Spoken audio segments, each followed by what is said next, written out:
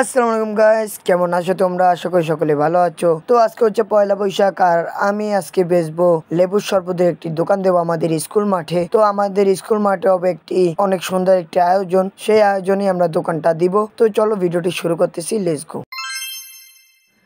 আসসালামু আলাইকুম guys, it's me Shaonan, welcome to my new channel and new blog. তো আজকে হচ্ছে পয়লা বৈশাখ, তো সবাইকে পয়লা বৈশাখের শুভেচ্ছা। তো আজকে আমি ভিডিও শুরু করতেছি। তো ভিডিওগুলো কেমন লাগবে তোমরা সেটা বলতে পারো কমেন্ট বক্সে। আর যদি ভালো লাগে তাহলে এরকম ভিডিও আরও নতুন নতুন পেতে থাকবে। তো আজকের ভিডিওর এম রাখবো আমি মাত্র 500 লাইক আর 200 কমেন্ট। তো এটা কমপ্লিট করে দিও সবাই, আর চ্যানেলটি নতুন হলে সবাই সাবস্ক্রাইব করে দিও। তো চলো আজকে আমি পয়লা বৈশাখের দোকান দিব, তো সব কিছু নিয়ে থাকবে আজকের video. Let's do it guys. তো শুরু করতেছি ভিডিও। তো সকাল 9টা বাজে অনুষ্ঠান, যেহেতু তার জন্য আমি খুব তাড়াতাড়ি স্কুলে যাইতেছি। আর রাস্তার মধ্যে অনেক সুন্দর একটা ভিউ নিতে নিতে আমি চলে আসি স্কুলের সামনে। আর এই যে আমাদের স্কুল, আর স্কুলের ভিতর ঢুকে দেখি এরকম একটা পয়লা বৈশাখের একটি স্বাগতম জিনিস এটা লেখা আছে। তারপর এই যে দেখো ইসরায়েলের একটি ছবি আঁকা, এর উপর পাড়াই আমরা ঢুকলাম। আর ঢুকেই দেখি অনেক মানুষ, যা দেখে আমার অনেক শরম করতেছিল। আর আমি তো মেয়ে না, আমার শরম করবে কেন? আর এখানে লটারি বসতেছিল, কারণ এখানে যে দোকানগুলো দিবে তার জন্য এই লটারি। আর এই দেখো আমার বন্ধুরা কিরকম করতেছে। আসলে ওরা অনেক রিকোয়েস্ট করার পর তারপর আবার ভিডিওতে নিয়েছি। তো এই যে একটা ছোট ভাই তাদের পেন্টিং করে দিয়ে অনেক টাকা কামিয়ে নিল। তারপর এই যে একটা ছোট দোকান দেখতে পাচ্ছি, নিয়ে আমি পরে কথা বলতেছি। তো আমি ছোট ভাইদের দিয়ে লেবু কাটানোর জন্য কাজ দিয়ে দিলাম, কারণ ওরা বসে বসে অনেক বোর হয়ে যেতেছিল। তারপর আমি লেবু কাটা শুরু করলাম, কারণ ওরা পারতেছিল না। তো আমি এখন লেবু শরবতটি বানাবো, তার জন্য আমি সবকিছু করে তারপর চিনি এবং যা যা লাগে একটা লেবু শরবতের জন্য সবকিছু দিয়ে বানানো শেষ। তোমরা কি বসতেছো? চিপস, তারপরে আরো অনেক কিছু চিপস, লটারি অনেক কিছু রয়েছে। ওরে আচার, বহুত আচার। আর এখানে একটি বড় আপু চটপটি বিক্রি করতেছিল। তারপর এখানে পেয়ারা এবং তরমুজ এগুলো এই আপুটা বিক্রি করতেছিল। তো তারপর আমাদের এই স্টলে যা যা ছিল আমাদের দেখিয়ে নিলাম। আর আজকের বিজনেসে আমার মোট বেচা কিনা হয়েছিল 600 টাকা, যা দিয়ে আমার লাভ রয়েছিল 220 টাকা। এই হয়েছিল আজকের বেচা কিনা আমাদের। আর এখানে কত মানুষ হয়েছে তা তো তোমরা দেখতেই পাচ্ছ।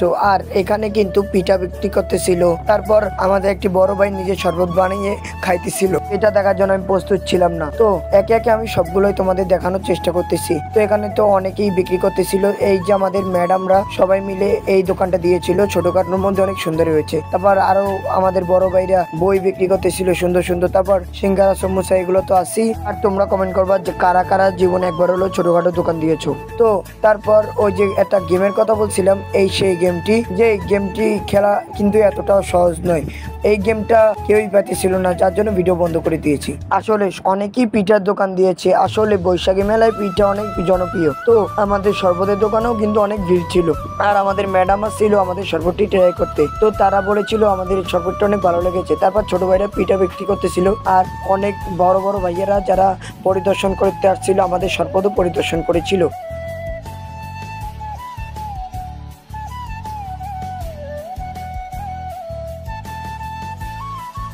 তো বৈশাখী মেলায় কিন্তু আমাদের স্কুলে একটি ফুলের স্টলও বসেছিল।